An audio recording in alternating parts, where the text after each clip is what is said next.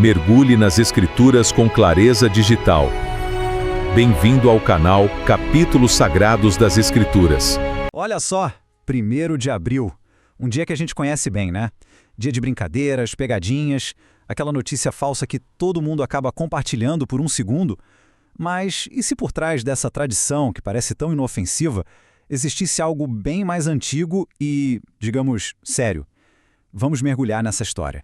Pois é, a pergunta que fica no ar é justamente essa. O que a celebração de um dia inteiro dedicado a enganos pode nos dizer sobre a natureza da própria mentira? A premissa aqui pode parecer ousada, eu sei. A ideia é conectar o 1º de abril a uma figura que foi descrita há milênios como a origem de toda a falsidade. Não é só uma metáfora não, é uma conexão direta que, olha, vale a pena investigar. Então tá, para a gente entender essa história, vamos começar do começo estabelecendo o cenário. O que exatamente a gente celebra no dia 1º de abril? Basicamente, é o dia em que mentir está socialmente liberado, né? Até incentivado. Tudo em nome da diversão. Mas de onde é que veio essa ideia? E é aqui que a coisa começa a ficar bem interessante. A gente vai dar uma de detetive e seguir as pistas, tanto da origem do feriado, quanto da história da própria mentira. E elas têm mais em comum do que parece. A teoria mais aceita leva a gente lá para a França, no século XVI. Imagina a cena. O rei muda o calendário, mas naquela época não tinha internet, não tinha jornal para todo mundo. A notícia demorava a chegar. Quem ficou para trás, desinformado, acabou virando o alvo das primeiras pegadinhas do dia da mentira. E aqui está o pulo do gato. A brincadeira nasceu da falta de informação. E é exatamente nesse vácuo, nesse espaço vazio, que a mentira, em sua forma mais perigosa, encontra um terreno fértil para crescer. Um terreno que o pai da mentira conhece como ninguém. Agora vamos fazer um contraste. A gente sai dessa história recente e dá um salto de milênios para olhar o primeiro engano documentado na Bíblia. Uma frase curta, dita lá no Jardim do Éden, que contradizia uma ordem divina e, bem, mudou o rumo de tudo.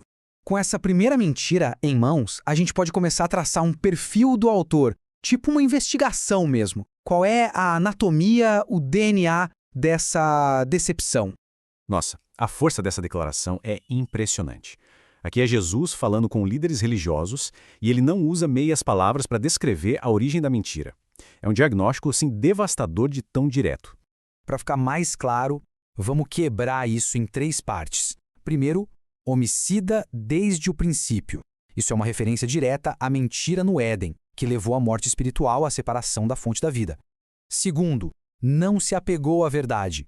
Ou seja, enganar não é uma escolha, é a própria natureza dele. E terceiro, fala a sua própria língua. Quer dizer, mentir é tão natural para ele quanto respirar, é o idioma padrão. Tudo isso pode soar como uma história muito antiga, eu sei. Mas a parte fascinante é perceber que esses mesmíssimos métodos são usados hoje, todos os dias. Vamos ver como. Olha só que interessante essa tabela. A estrutura é a mesma. Primeiro você pega uma fonte confiável e contradiz ela diretamente. Depois, oferece uma alternativa que soa melhor, mais fácil, mais atraente. Das fake news que a gente recebe no celular, à propaganda, o método é milenar. E como que isso aparece hoje na prática?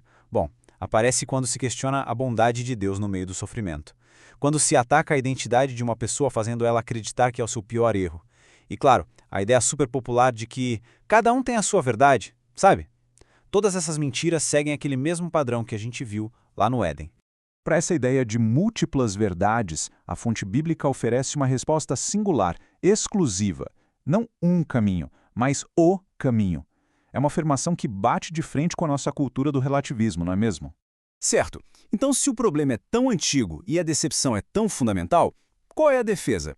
A resposta, curiosamente, está no mesmo capítulo que define o pai da mentira. A solução apresentada é conhecer a verdade. E o interessante é que a palavra usada no original grego, ginosko, não significa um conhecimento superficial, de decorar algo. É um conhecimento profundo, de experiência, de relacionamento. E aqui está o ponto central. A proteção contra a mentira não é uma lista de regras ou uma técnica de discernimento. É o relacionamento com uma pessoa. Pensa só. É muito difícil alguém conseguir imitar a voz da sua mãe ou de um amigo muito próximo para te enganar. Certo, porque você conhece aquela voz intimamente. É esse tipo de conhecimento que protege da mentira. O mesmo texto amarra tudo, conectando diretamente a liberdade da mentira à pessoa do Filho. A liberdade, então, não é algo que a gente conquista, mas algo que a gente recebe. Então, no fim das contas, o 1º de abril, um dia que a gente dedica ao engano, pode servir como um lembrete poderoso.